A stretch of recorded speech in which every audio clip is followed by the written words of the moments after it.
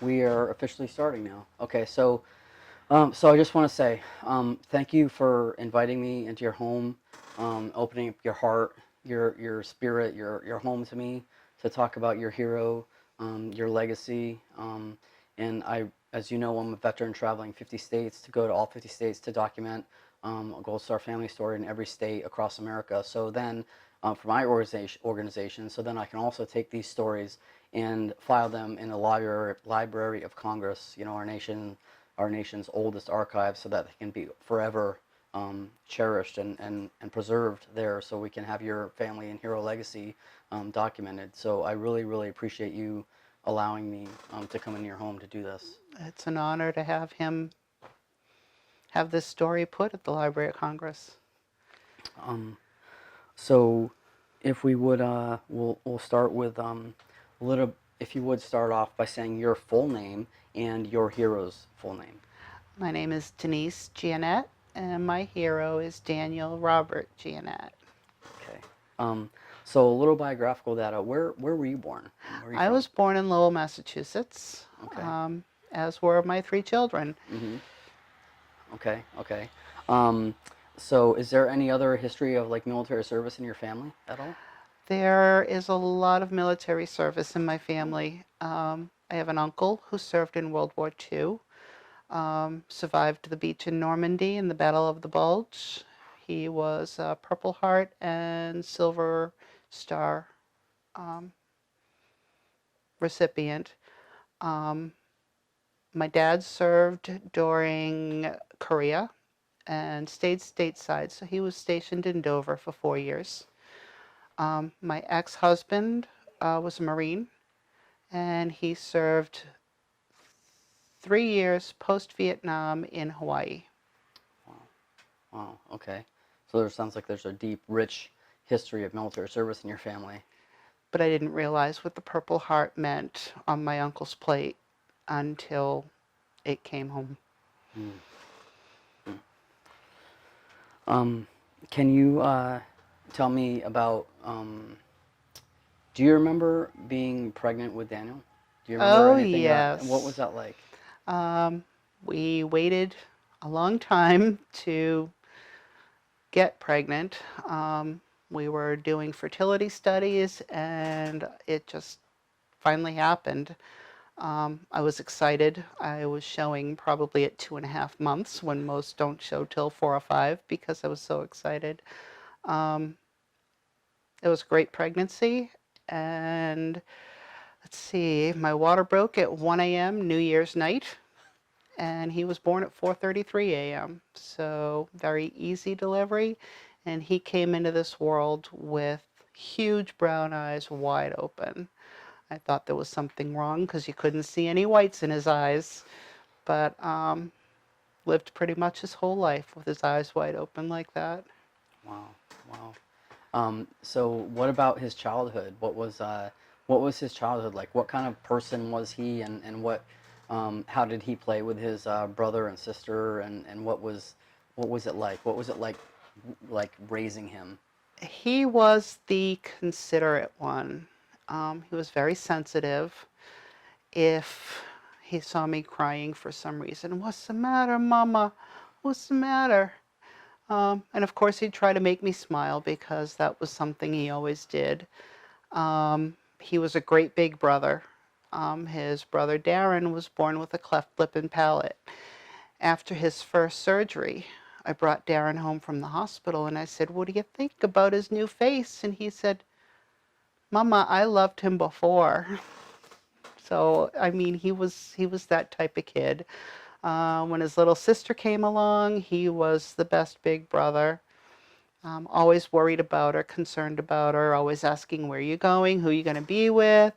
Um, Always told her to stay on the straight and narrow. And she didn't always listen, but he was a great big brother. Hmm. And how did they play? Like, what kind of things did they get into, and how what kinds of things did he particularly like to do when he was a kid?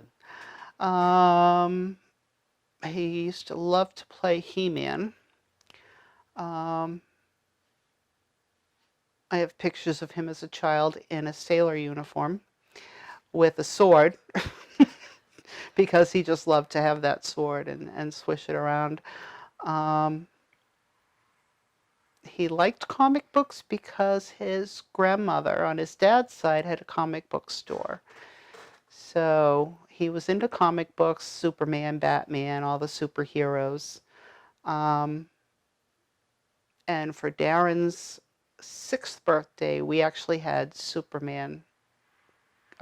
Batman. Batman came to the house, jumped out of the tree in front of the house, cape flying, kids chasing him all around the place.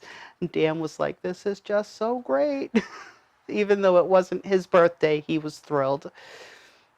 Oh my gosh. Um, at a young age, could you tell what kind of character he had when he was, like where you saw his character and leadership develop, and what kind of set him apart from other people? He was always super sensitive, compassionate, very caring. And that probably led to his wanting to be a medic. Mm-hmm. So when he was young, what kind of drove him in the direction of wanting to be a part of something greater than himself, and wanting to be in the military and to serve others and stuff? His dad and I split up in '94, so Dan was 10 years old. Um, we moved here to New Hampshire, and he was in high school, approaching his 18th birthday, and he said, "I think I want to enlist." And I said, "Well, why?" He said, "Well, I'd like to do some time in the service and earn the GI Bill so I can go to Johnson and Wales University and learn how to cook." Being a single mom, the 3 kids were in the kitchen with me all the time. He just loved and picked up on it really quickly. Loved to cook. And he said, "I'm going to be 18, Mom. It's time you stop supporting me. It's time I become a man, and I'm going to do this." And I said, "Well, there are other ways, to get into college." He said, "But you can't afford it, Mom, and I don't expect you to do it for me. So this is what I'm going to do." So I was hesitant about allowing it, but on his 18th birthday, he came home from school beaming. "I'm in the Army, Mom." Yep. Did you support his decision to do that? I always supported his decision, as well as his brother and sister's decisions and anything they wanted to do. Um, I was taught by a very wise woman that there are 2 great things you can give your children. The first one is roots, and the second is wings. And at that point in Dan's life, I had given him roots, and he was ready to take his wings and fly. Wow. So so then he shipped off to boot camp. Do you remember that and what that was like? Did you He spend was, any time with him before? oh, he was living here up until he was actually supposed to leave in August after graduation. Turned out he got sick and had mono. So they said, "Well, we can't take you for 6 months." Um, so he stayed home, got another job because he had already left his other position. Um, and in that 6-month period, of course, 9/11 happened. And initially, he was going to be stationed in Europe, in Germany, where France was right next door, and he could go and learn from the best of the best while he wanted to learn to cook in France. Spent some time in France in his junior year in high school, so he was really thrilled to go overseas. But when 9/11 happened, he said, "Mom, I think I'm going to change my plans and stay closer to home." Um, I think he was afraid to be too far from home if anything happened here. So he signed up to be a cook and was stationed at Fort Hood and did a tour of duty in Afghanistan, 03, 04. Before that deployment to Afghanistan, Do you remember him telling you about he was going to be deployed to Afghanistan, and how did you feel, and were you also able to spend any time with him before his deployment? Well, we visited Fort Drum whenever we could, so we did get to see him up there. We weren't there for the pre-deployment visit. Sometimes I regret that, but I regret it more for the Fort Hood one. But we got to visit him up there and spend time with him. He showed us around the base.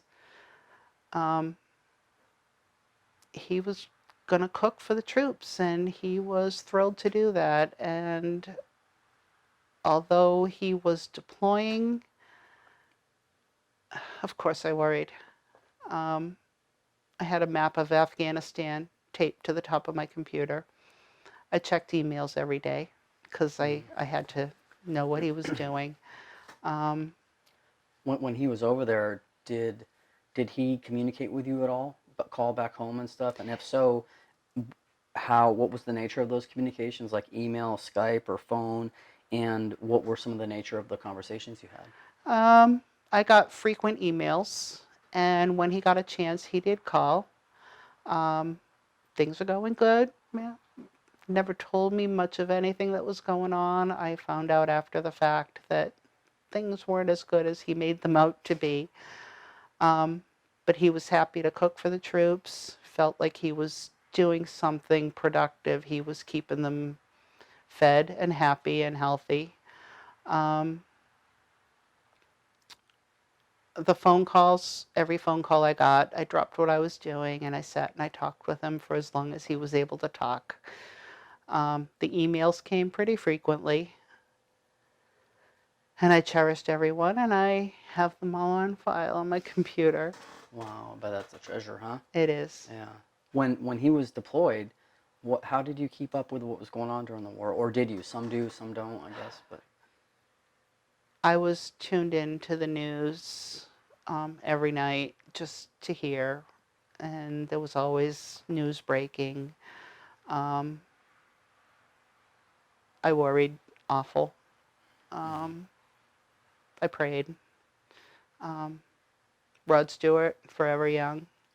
May the good Lord be with you every road you roam. That was a daily prayer. Played that song every day that he was deployed. wow. So, do you remember what it was like when he came home, his homecoming? And were you able to see him and spend any time with him? I do remember him saying, I'm coming home and I'm going to stick my face under the water faucet and drink clean, clear water. And I want you to sit in that rocking chair and hold me and rock me. And I'm like, oh, yeah. He was happy to be coming home, and we were excited to go up and be there for him when he came home. That was a great trip. Mom, drive my car out for me. Yes, son, I'll drive my car out to Fort Drum for you. So the family, we all went up to see him come home and welcome him home. How was the homecoming? What is the nature of it, and how does it happen, and what kind of experience is it? Actually, there were a lot of unknowns, and it's this day and then it's that day, and things change. But when we knew that he was coming home, we planned, I think it was a 6-hour drive, and it turned out to be more like 8 hours. And we're on the highway trying to head up to Fort Drum and seeing planes coming in, and maybe it's that one, maybe it's that we don't want to be late, let's hurry. And I got stopped for speeding in his car. But once I told the officer what was going on, he let me go. Just drive safely, man, please. So, yeah, we got up there, and they were in formation, and they marched into the hall, and we had made banners, welcome home. And of course, they're lined up in uniform, and where's mine? Do you remember They seeing all him the look first? alike. Did you remember seeing him the first I time? don't remember seeing him. Really? I didn't pick him out of the crowd until he started walking towards me. Yep. And what was it like when you saw him and you gave him this first hug? The biggest, greatest hug. Besides Dan being smiles all the time, he was the best hugger, and anyone that knows him will tell you, he gave bear hugs that took your breath away. Yeah, I thought he was going to break my ribs. He was good at that. Mm-hmm. Mm-hmm. So then what happened after that? What did you do? When he was able to get away, we took him out to Applebee's for his first legal drink now that he was 21, and celebrated his birthday. And got him a nice frosty margarita. Oh man, what was that like? Was it a good time? Good that It you was a remember those times? great feeling to be able to touch him and hold him, and he was glad to be home. I noticed there was a little distancing from time to time, and I had spoken to other military families and knew that this can happen. Sometimes they just get locked in that being away from home, and the combat and the stress of it all. And I think a couple times while we were out that he got emotional about what he'd been through. Wow. So after that deployment, well, actually, during that deployment, did he ever share any concerns with you about what was happening there, transpiring there? Any worries, concerns, or anything? He did not. Okay. He did not. He would call home and say, "Hey, Mom, what's going on?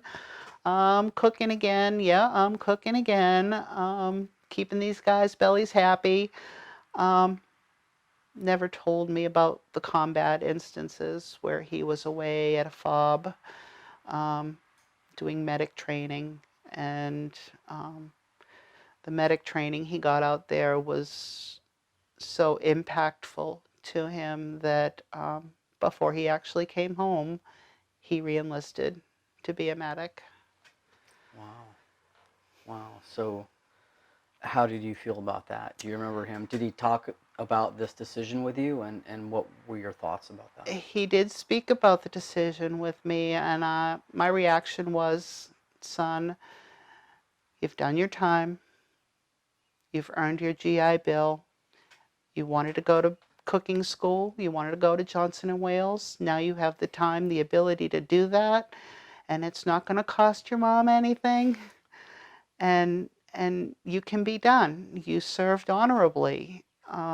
And he said, "Mom, there's just more to do, and there are people that need help.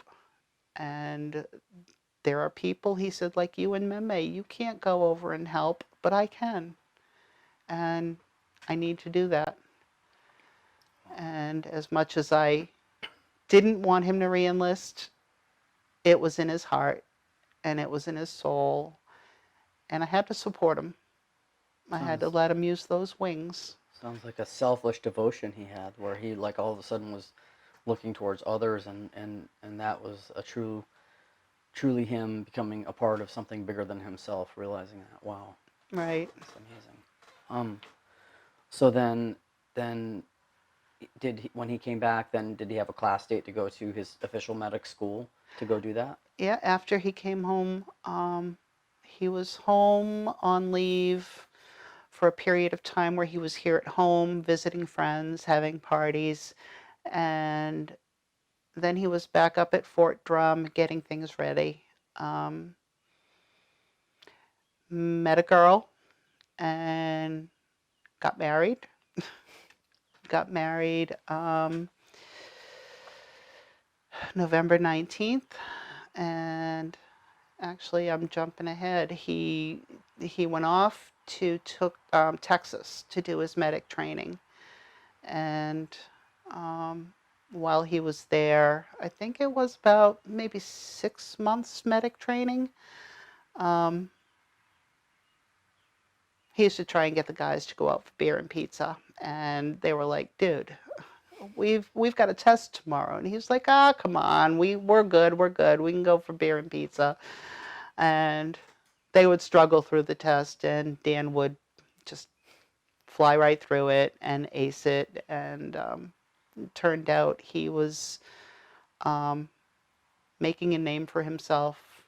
He was in demand by more than a few companies that wanted him to be their medic. So I didn't get to his medic graduation. I was working. But my mom and dad had the opportunity to visit him, and they did the Riverwalk in Austin, and they visited the Alamo. Remember the Alamo? And I got some great pictures of him with his Meme and Pepe in Texas. And then he came home for a bit, got married, and then deployed to Iraq. Did he talk to you about marrying this girl? And do you remember? Did he ever ask you about advice, or did he ask you, anything, life lessons about that, or anything? Did you have a conversation with him? He always talked about his relationships. The first one was this woman, Misty, and she had 2 little boys, and he was head over heels in love. And turned out that she could not follow him to Texas, and they broke up the relationship. He met Katrina and brought her home for Easter and proposed to her. In Boston, they went to see Phantom of the Opera. So he took her on a carriage ride and proposed to her in Boston. Yeah, and they were married just a few months later in November. That's beautiful. Wow. Did you approve of that? I did. How could I not? I Yeah. mean, he Yep. was a self-made man at this point, Mm-hmm. and he knew what he wanted. And I had met her. She was a nice girl, still in school, but kudos to her. She was following a degree in mathematics at SUNY Oswego. Mm-hmm. Wow. So smart girl, very smart girl. Very nice. Very nice. So then, after he got married,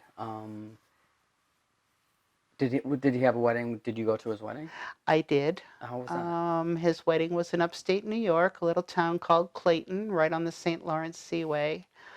I met her parents and her brothers and sisters, and I met her grandparents there. And I asked him, I said, well, where are you going after the wedding? And he's like, oh, back to her dorm. And I said, her dorm? On your wedding night? And I had gotten in touch with the Best Western out there, and I rented the penthouse suite, and they had this big, huge walk-in jacuzzi, huge suite for 2 nights. And I told the clerk when I made the arrangement, I said, I need to go there, and I need to check him in because we have things we need to bring in for him. And we brought 2 really big baskets with fruit and bubbles and heart-shaped chocolates, and yeah. Oh, that's special. It was special, and he appreciated it to the ends of the earth. I bet. Wow. Mother's love, right? About 3 days later, he came home, and they were here for Thanksgiving that year. How was that Thanksgiving? It was special. Was it? It was special. We knew he was deploying, and he wasn't feeling well. He was pretty sick. So this was his first deployment, going to be as a medic. Right. And do you remember him telling you how he was going to deploy? We knew he was deploying December 15th. We didn't know who he was going to be attached to or what the situation was, but he was excited. He was happy to be doing it. His wife was nervous, And I told her, I said, Katrina, honey, there's no need to worry. I prayed that the good Lord's going to go and stay with him. And he came home safe from Afghanistan. So no worries this time. He'll come home safe. And she said, but I just envision these people coming to my door. And I said, I don't believe it's going to happen. I don't believe it. He came home safe and sound first time. He'll come home safe and sound again. So those special memories of that Thanksgiving right before you deployed are ingrained in your head and very, very special. Yes. Is there anything particular that was an anecdote that you remember from that? I do remember when he was leaving with Katrina to go back to New York. He was taking her back to New York, and then he was driving down to Texas from there. He had gotten a new truck, because of course everybody in Texas has a truck. And his truck, we hugged out in the driveway before he got in the truck. And as he was pulling out of the driveway, I ran behind the truck and I said, stop, wait, wait.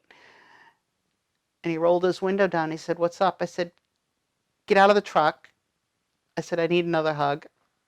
And he got out and he just hugged me and held me for a few minutes, and then he was on his way.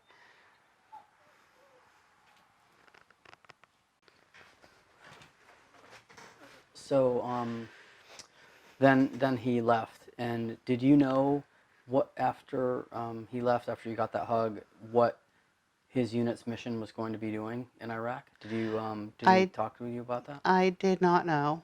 I just knew he was going to be assigned to some unit and that he was going into the thick of it. And I didn't realize it at the time, but that was when the nightly news would come on, and there was another one and another one and another one. But I can honestly say I really didn't worry. I played Rod Stewart every day, and I just felt strongly that he was going to come home again, unharmed. And I prayed also that he would come home with no memories that he could not forget.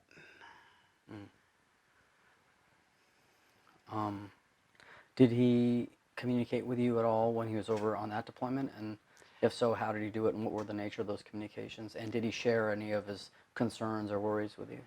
I would get emails pretty frequently, not as frequently as when he was in Afghanistan. And I would get phone calls maybe 2 times a month. But when he got the chance, he would call home. And I remember one phone call very distinctly. Mom, don't worry. I'm in the biggest tank they make. It's impenetrable. And they just cut our missions down from 36 hours to 12 hours. So I'm safe. Don't worry, I'm safe. Was that the last time you spoke with him? Do you remember the last time you spoke with him? That was about the last time I spoke with him. And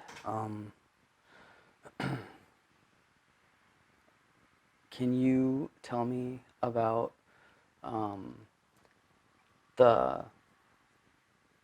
how you understand the circumstances in which led to his being killed in Iraq, and then how you were notified, and do you remember where and how you were notified of his passing? That whole block. Can you walk me through that?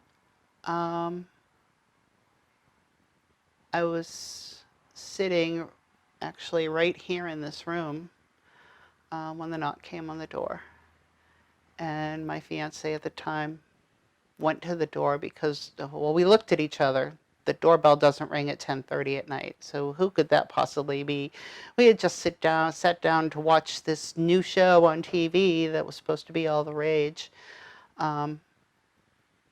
And he opened the door and he fell to his knees. And then I saw the uniform. And I said, no, it's a mistake. They're at the wrong house.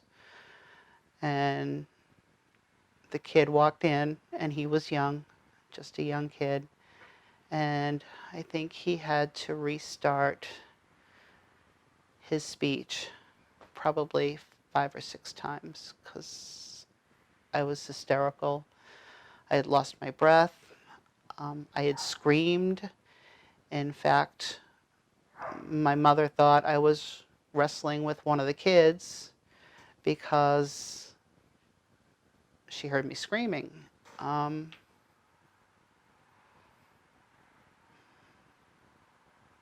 world went dark. My world stopped at that point. The young man finally got through all of everything, and I said, you are at the wrong house, right? And he said, ma'am, I'm so sorry. I'm so sorry. And it turns out that this young man actually knew Dan. So from what I understand, he had to pull over 3 times. He was sick on the way down here because he knew Dan, and it was, I can't imagine them having young kids do this. Of course, notification was made to Katrina right around the same time, and notification to my ex-husband shortly after. But yeah, it was not pretty.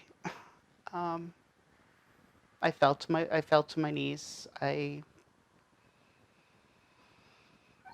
then I remembered something. It was a few days later that I actually remembered. That Sunday morning, I was standing in the dining room, and I had had coffee, I had had breakfast. We were talking about what to do for dinner, and something came over me, and I had to catch the wall to stop from falling. And that was at 10:30 Sunday morning, which in Iraq was 6:30 that night when he was killed. So I believe he stopped in on his way off and said goodbye. Do you know the circumstances of his passing and what happened? Can you walk me through the mission or what happened? He was part of a 2-tank convoy leaving Camp Taji to go to the water treatment facility that evening. While they were on the road, there was an Iraqi tank on the side of the road, and they had to drive around it, and the first tank got around it, and as they were beside it, IED in the ground blew up. And even though he was in the biggest tank we make, and it's impenetrable, apparently not quite. He was severely injured. I was told that he lost both legs. And when he was found, he was on the turret with his medic bag, trying to get to the others.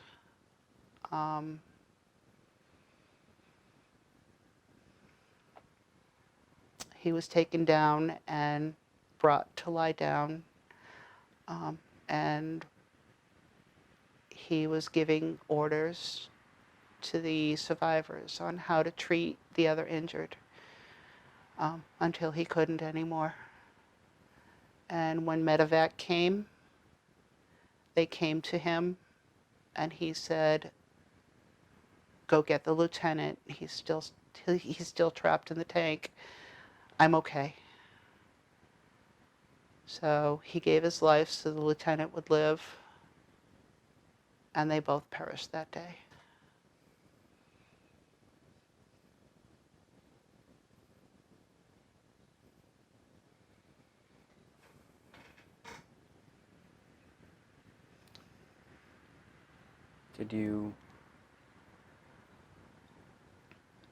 Did you go to Dover to receive his transfer, do his dignified transfer? Were they doing that back They then? didn't do that then. Okay. So the casualty officer came here, and I said, tell me how my son died, and he had no information. And he said, I will find out, and as soon as I find out, I'll be back to fill you in. I said, I want to know, how long did he live? How much did he suffer? Was it instant? Please tell me it was instant. And it turns out he was alive for about 30 minutes after the blast. But in those 30 minutes, he saved one. Eric Haynes was in the blast. He was severely injured. He recovered for better than a year in hospitals. Suffered multiple broken bones, closed head injury, broken jaw. He lost an eye. He almost didn't make it. But the medics brought him back, and they got him the care he needed in the time that he needed, and he pulled through. And he's been here since, and he's visited. His mother and I are good friends, and we chat on Facebook, and she is ever grateful for Dan and feels that it's because of him that Eric lived. What was it like when you saw Eric for the first time? I didn't know the extent of his injuries the first time I saw him, but he walked with a cane, and I knew he'd lost an eye, and he had many facial scars.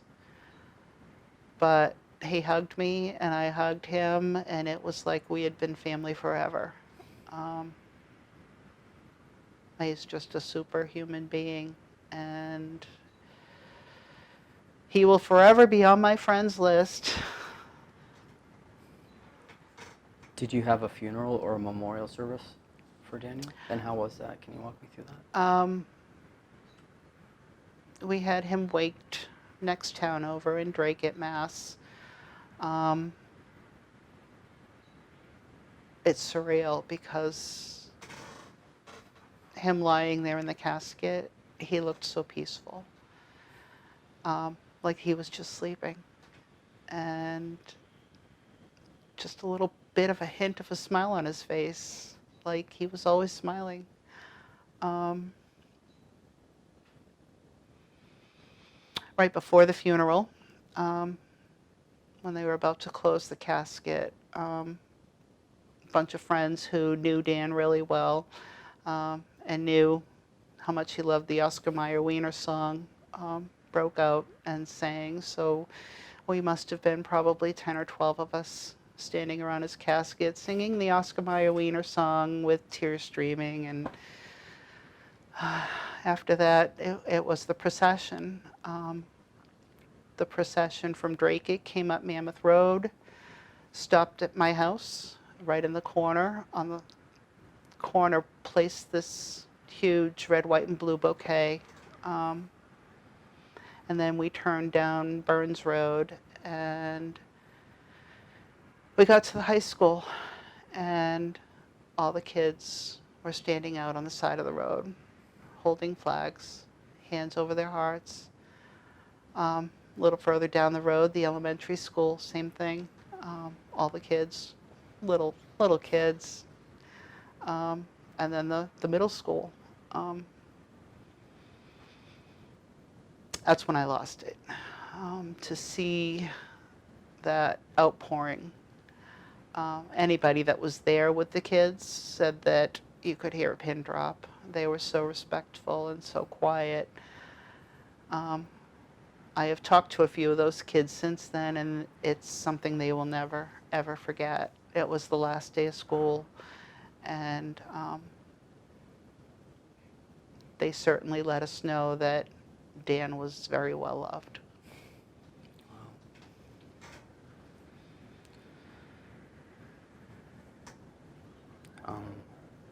After the funeral, Um, how did you cope with your loss initially, and then in time, what did you do? It was a struggle for a few months. Um, at the time, I was working in a hospital at a trauma center. I was the lead secretary, so you can imagine at the trauma center, it was busy. Inner city, it was busy. Um, so after 2 months, when I did go back to work, it was a respite. It was 8 hours that I was in that chair, that I wasn't thinking about anything else. I was focused on my work, and it was a relief, to be honest, to have that break. Um, about a month after that, um, I got a phone call while I was at work, and it was my daughter, and she said, "Mom, the casualty officer called and you need to come home." And I said, "Why? What's the matter?" And she said, "I can't tell you, Mom, but you need to come home." So I came home, and the casualty officer was here to inform me that they had found some remains of Dan and that I needed to sign disposition paperwork. So I opted to have it cremated and returned to me in an urn. So even though he's only buried a little more than a mile down the road, I have a little bit of him home here with me. How does that make you feel, in a way? Good, Yeah. good. He's my baby. He is the one that made me a mom. He's my first. So my life changed dramatically that day he was born, and again, the day he was taken from us.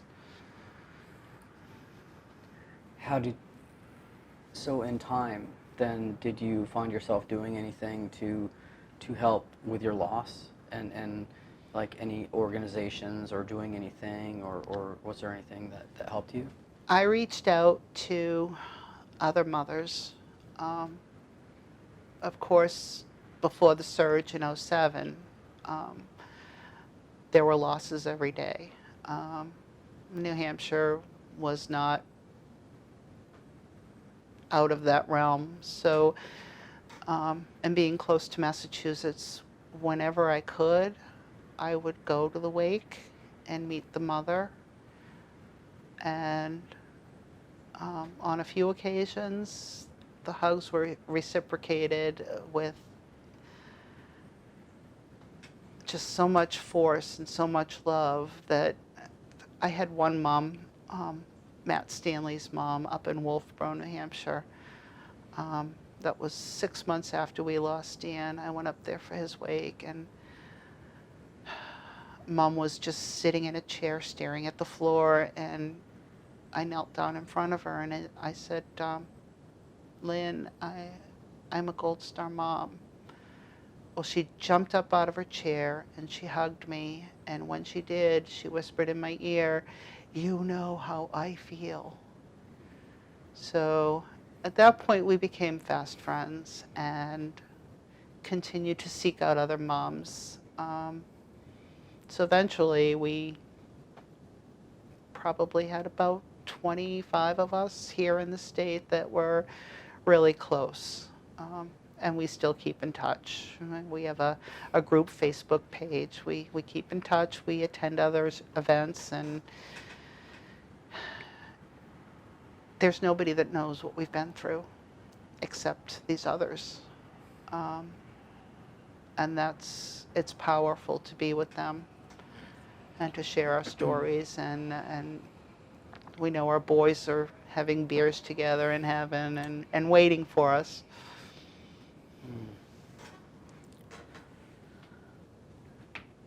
How are some ways in which you help to ensure the legacy of Daniel's legacy, and your life legacy within him, that maybe you might want to talk about?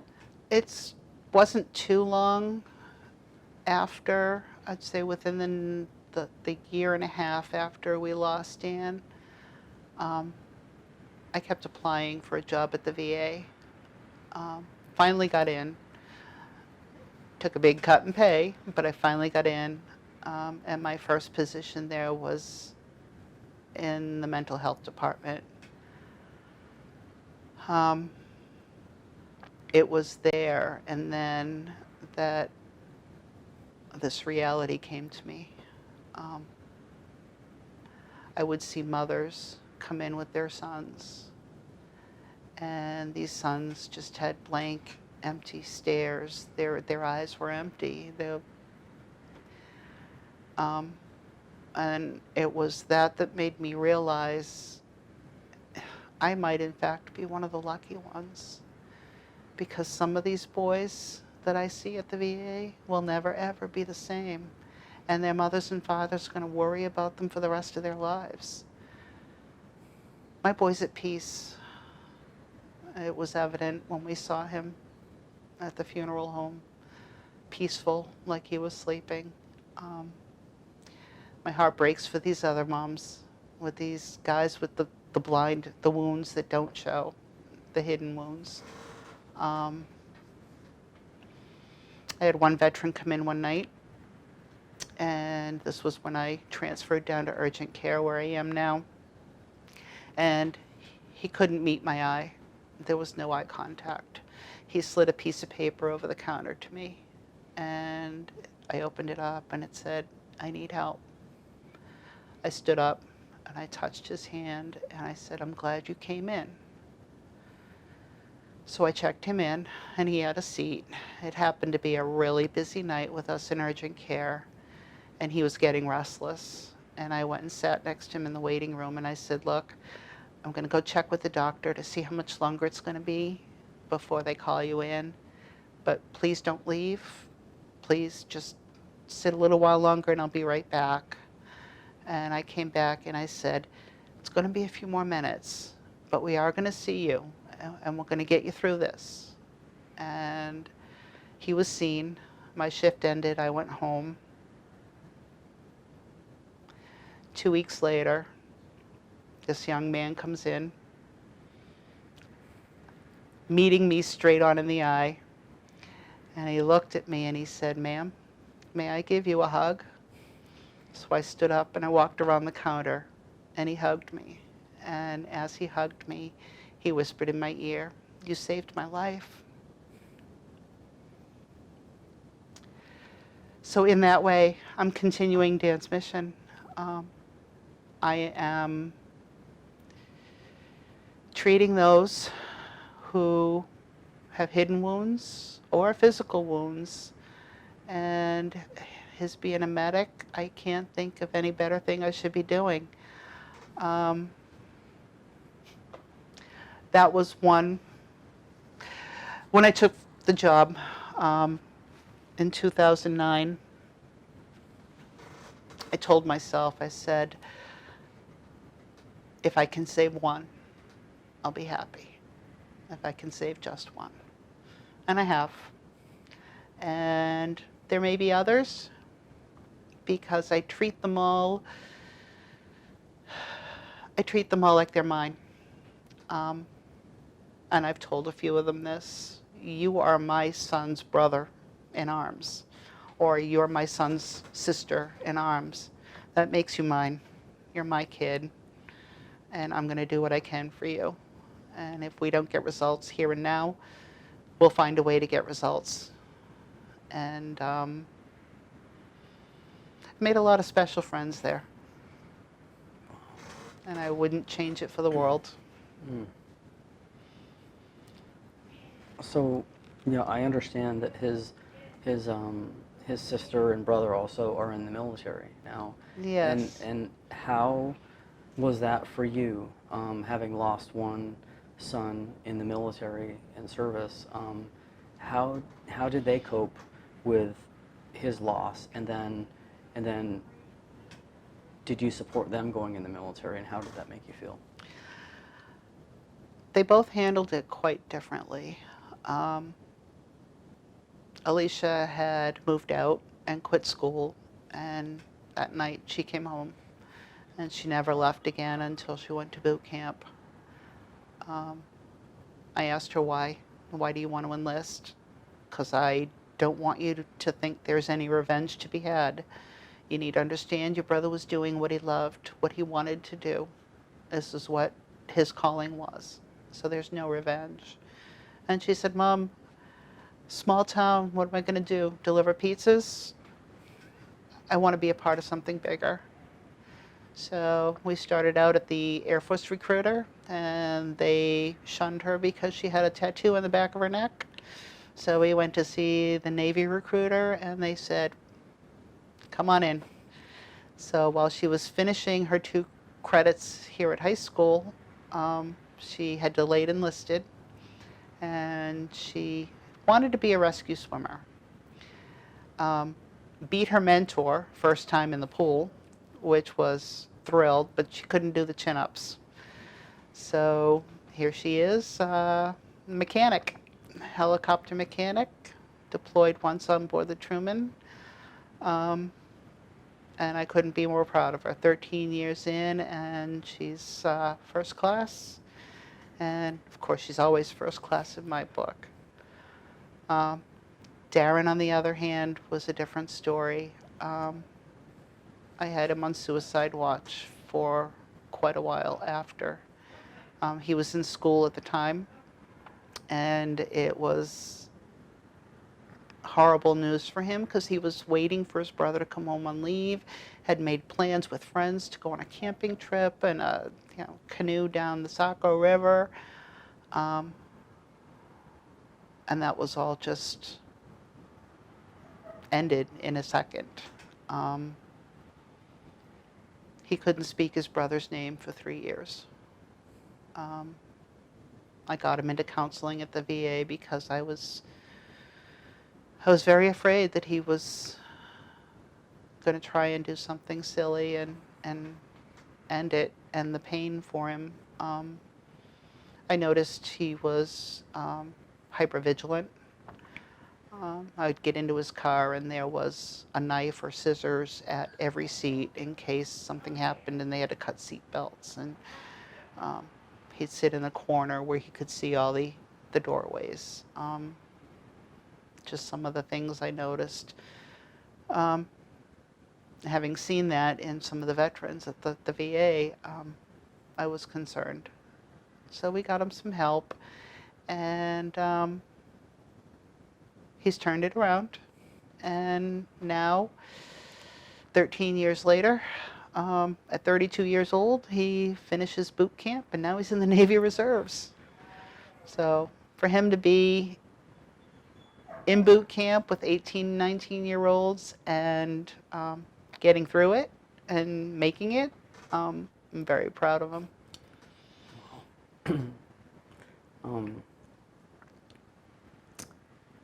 Are there any special anecdotes when you look back and think about Daniel that come to mind? Like any special story or something? He loved blonde jokes.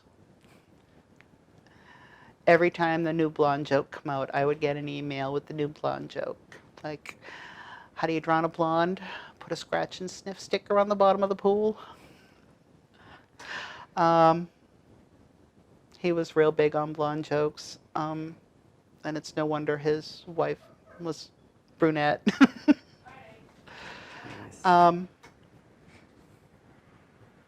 He was just always smiling, and if you were in a grumpy mood and around him, he wouldn't have it, and he would have you smiling and laughing along with the rest of them in a matter of minutes. Sometimes it was just by telling a joke, sometimes just doing something goofy, but he was never down or depressed or angry. He was just always happy. I understand there was a kind of a surprise after his death that you just this very serendipitous thing that happened. Very precious gift. And what can you talk me through that? Yes. About 7 years after, I got a Facebook message that said, I believe my daughter is your granddaughter. And I read it again. I believe my daughter is your granddaughter. And I looked at the picture and I saw Dan's face. And I couldn't move. I felt like the wind had been knocked out of me. And I tried to respond, but the sender had disappeared. So I just kept going back to that one particular post and looking at the picture. And finally, she was back on, and I reached out and I said, please talk to me. I need to know. I want to know. Miss Ella May was born 363 days before Dan died. And he never knew. I'm sure he knows now, and he got the last laugh, but it brought joy back into my life, gave me a sense of purpose. She walks like him, talks like him, laughs like him, and looks so much like him, it's uncanny. She is now 14 years old and going into high school. And it's been a blessing that supersedes any other blessing I've ever had in my life. All my kids were blessings to me, but this one was just, I had a piece of my boy back. Okay, let's try that again. Okay, piece your boy back. So I got a piece of my boy back. And I've met other Gold Star mothers who said, oh, I wish somebody would knock on my door and say, this is your granddaughter, or this is your grandson. I am blessed. I am very, very blessed. Yeah, I have joy in my life. She's incredible. Do you remember seeing her for the first time in person? Do you remember what that was like? I do, and I had brought her a shirt with her dad's picture on it. She ran into the other room and came out with the shirt on and threw her arms around my neck, and it was like we had been connected forever. I must have been like a stranger to her. She didn't know me from a hole in the wall, but there was a definite connection. And it was beautiful, and it's still beautiful. She comes to visit every summer. I actually had the privilege to have her here for a year, and I'm looking forward to her next visit. What a gift.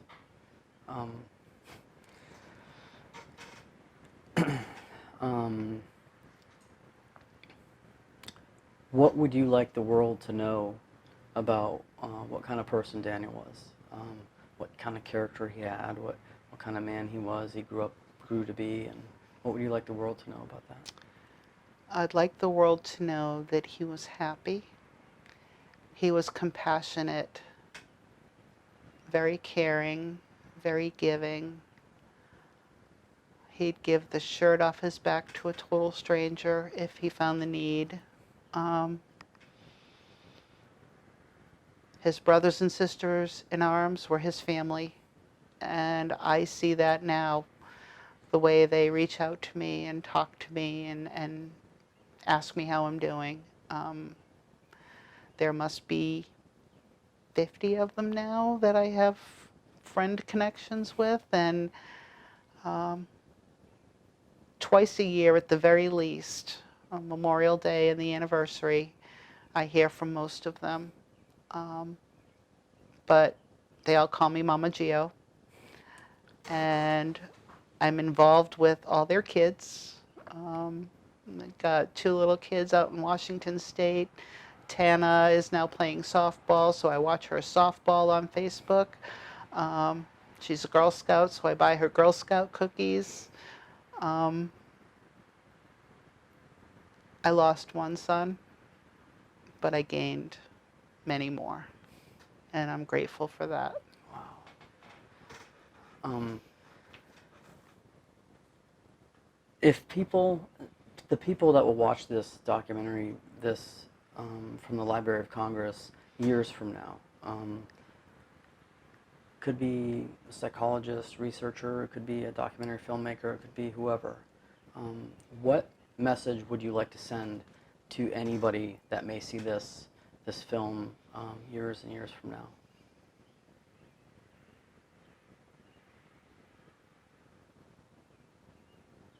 Remember them. Say their names. Because as long as somebody does, they're not gone.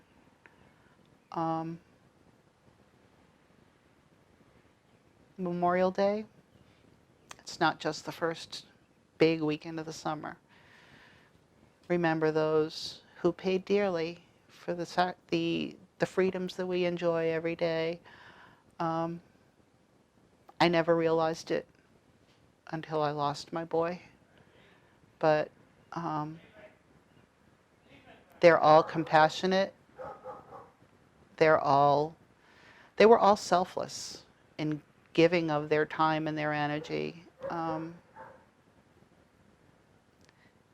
I think it's important that we live our lives worthy of their sacrifice. So that, I think, is the most important thing to take away from this is we enjoy these freedoms. Let's not take them for granted.